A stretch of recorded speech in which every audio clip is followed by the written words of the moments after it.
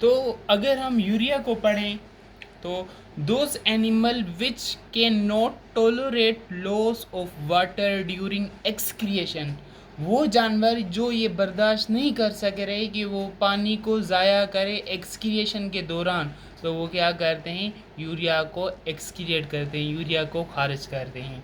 They switch over to excrete urea, वो क्या करते हैं, अमोनिया की बजाय एक्सक्रिएट करते हैं यूरिया को, because urea is less soluble in water, क्योंकि यूरिया पानी में कम सोल्यूबल है, लेस सोल्यूबल है as compare to ammonia, ammonia के।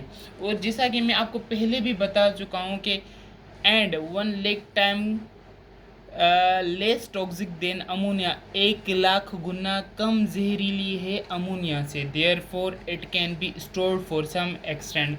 तो इसीलिए एक फ़ायदा ये भी है कि इसे हम कुछ टाइम के लिए, कुछ मखसूस टाइम के लिए इसे हम स्टोर भी कर सकते हैं।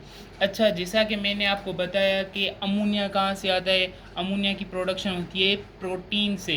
प्रोटीन जब ब्रेक डाउन होता है अपने मोनोमर्स अमाइनो एसिड में, तो अमाइनो एसिड में डी अमाइनेशन होती है और तब जाके हमारा अमोनिया बनता है। तो बेसिकली यूरिया की भी फॉर्मेशन होती है। Urea formation occur in liver cell, जो हमारे लिवर सेल हैं उनमें हमारी क्या होती है, यूरिया फॉर्मेशन होती है। लिवर सेल में एक साइकिल चलती है जिसे हम यूरिया साइकिल या आर्निथाइन साइकिल कहते हैं। उस यूरिया साइकिल या आर्निथाइन साइकिल के ज़रिए क्या होती है, हमारी यूरिया फॉर्मेशन होती है। अगर मैं आपको यूरिया साइकिल या आर्निथाइन साइकिल का प्रोसेस बताऊं कि यूरिया साइकिल कैसे चलती है या आर्निथाइन साइकिल जिसे हम कहते हैं वो कैसे चलती है, तो बेसिकली हमारे लिवर सेल में क्या होता है, अमोनिया प्रेजेंट होती है, वहाँ पे आ जाता है कार्बन डाइऑक्साइड हमारे पास।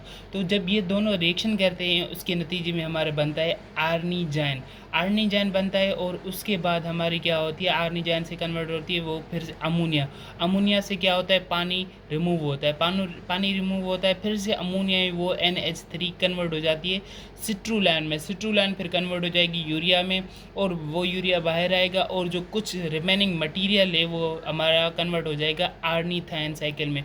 तो इस तरह से यूरिया की फॉर्मेशन होती है लिवर सेल में थ्रू यूरिया साइकिल या आर्निथाइन साइकिल। अच्छा, जैसा कि हमने ये भी पढ़ा था कि अगर कोई जानवर स्पेसिफिक किस्म, कोई जानवर अगर अमोनिया को खारिज कर रहा है तो हम उसे स्पेसिफिक किस्म का नाम देते हैं।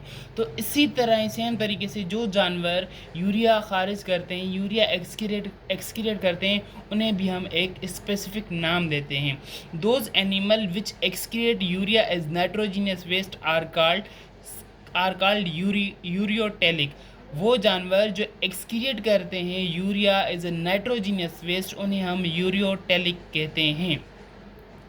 अच्छा, एक मखसूस किस्म की पानी की ज़रूरत होती है यूरिया को भी खारिज करने के लिए, लेकिन अमोनिया से बनिस्बत कम।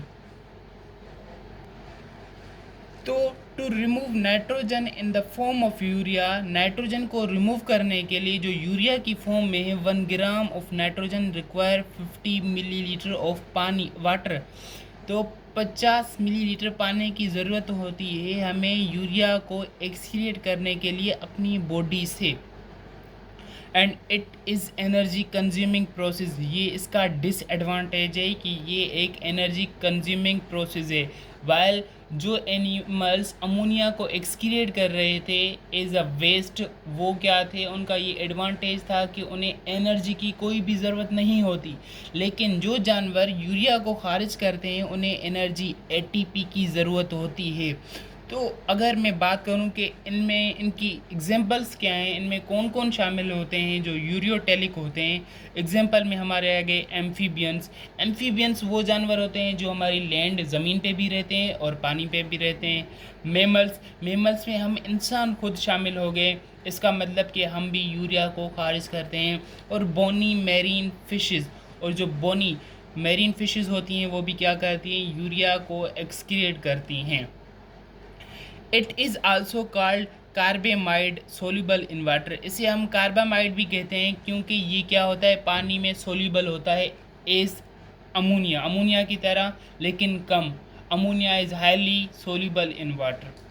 Urea is important in absorption of iron and H2O। ये एक आपका प्लस पॉइंट है कि यूरिया हमारा इम्पोर्टेंट होता है पानी की और आयंस की एब्जॉर्प्शन में, जो हमारी काउंटर करंट मैकेनिज़्म में होता है। तो ये था आज का हमारा topic which is excretion of urea. I hope आपका कॉन्सेप्ट क्लियर हुआ होगा। अगर आपका कॉन्सेप्ट क्लियर हुआ हो, जो बेसिक चीज़ मैं आपको देना चाहता था अगर वो आपको मिल गई हो, तो please like it, subscribe it and share it. अगर आपको कोई भी क्वेश्चन हो रिगार्डिंग दिस टॉपिक, तो कमेंट सेक्शन में कमेंट छोड़े, I will fully try to answer it. Thanks, अल्लाह हाफिज़।